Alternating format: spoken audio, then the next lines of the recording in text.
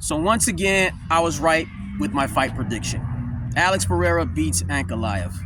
Beat him easily too. Walked right through him. Completely different energy from what we saw the first time around. I just think that Alex Pereira, he realized from that first fight that Ankalaev is not a wrestler. He's not a wrestler. See, he let the beard psych him out. That big old Dagestani beard. Ooh, that Russian beard. I can't remember where Ankalaev is from. Dagestan, who knows? Somewhere out there, right? The beard. And you see that beard, nonetheless, they're somewhere in that region wrestling bears and shit. You know, so Alex Pereira, he let that beard psych him out. Made him tentative. But then he's after the fight, he's like, man, this guy ain't a wrestler. He's a striker. He just wants to strike like everybody else.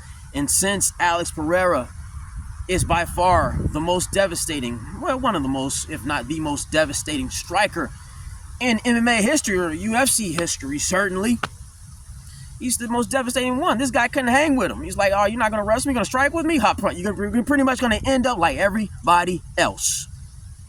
TKO'd or KO'd. And that's what happened, man. And it was crazy because Ankalaev, he was talking a lot of smack too, bro. He was talking a lot of trash. Talking about Alex Pereira ain't got no power. He's old. This and I, like, dude, you barely beat the guy the first time. What you talking about? So yeah, I was happy that Alex Pereira beat him. You know, this guy, you know, you barely beat the guy, and then you're talking all that smack. You know, Alex pretty much beat himself the first time as far as I'm concerned. I'm undefeated with these predictions. I said, second time around, he could beat him. Just try to actually fight him. And that's what happened. So it's cool to see. You know, and I think I've mentioned this before. I always say this. I'm happy that Alex Pereira is champ. I'm happy that there's a good person. You know, a good person is champion. You know, we went through an era where all these douchebags and stuff, they were champs and stuff, and he shows that you don't need to throw dollies and talk about people's fathers and whatever and stuff in order to be entertaining, in order to sell fights, you know, and I love it. So, you know, I always love to see the good guys on top, whether it's GSP or Demetrius Johnson. And, you know, that being said, I got to reiterate this. The fact that Ankalaev is not an actual wrestler, I don't think we can really put Alex Pereira up there as far as the greatest of all time, or at least not number one. You can throw him on the list, right? But I don't think you can put him above guys like GSP and Demetrius Johnson, and yeah, not even Chuck Liddell. And I've explained why in other videos. Chuck, he went through a diverse range of fighters, elite strikers, but yes, also elite wrestlers. And that's something Alex Pereira has not done. He's in an era, he's fighting in an era where it's very convenient for him in terms of matchups. All of these fights play right into his strength. He's a devastating kickboxer. And all of these guys at the weight classes that he fights at, all they want to do is strike. That's literally all these guys want to do is strike. Name one legitimate wrestler with that pit bull style that will really push him. That will push him strength-wise, technique-wise, gas tank-wise when it comes to wrestling. With that Daniel Cormier or Habib Nurmagomedov style of wrestling. Name one. There aren't any. And actually, I'm more interested in the Khamzat fight. I would love to see him fight Khamzat.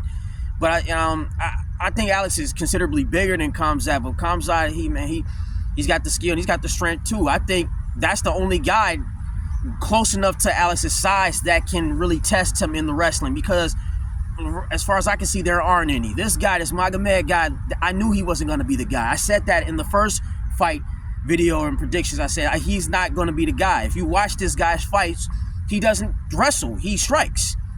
You know, so I was thinking that they would try to sell it as Alex finally fights this wrestler, and I'm glad they didn't. I'm glad they didn't sell it like Alex finally fights a wrestler, so now everyone's saying Alex's kryptonite is wrestling, can finally shut up. I'm glad they didn't sell it like that, because he's not a wrestler. You know, and it showed in the first fight and in the second fight.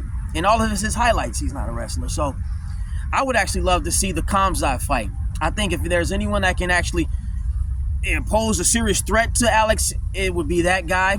And it will, for once, shut people like me up, that keep on saying he needs to fight a wrestler. He needs to fight a wrestler. And more importantly, he needs to beat a wrestler, and I stand by that. I think he's one of the greatest of all time. But man, until he fights in a diverse range of fighters like all the greats that came before him, GSP, Demetrius Johnson, these guys have fought really great strikers, but they have also fought really great wrestlers. GSP went through guys like Matt Hughes. BJ Penn was an elite striker and jiu-jitsu guy at the time. He went through Sean Shirk, who was a great wrestler.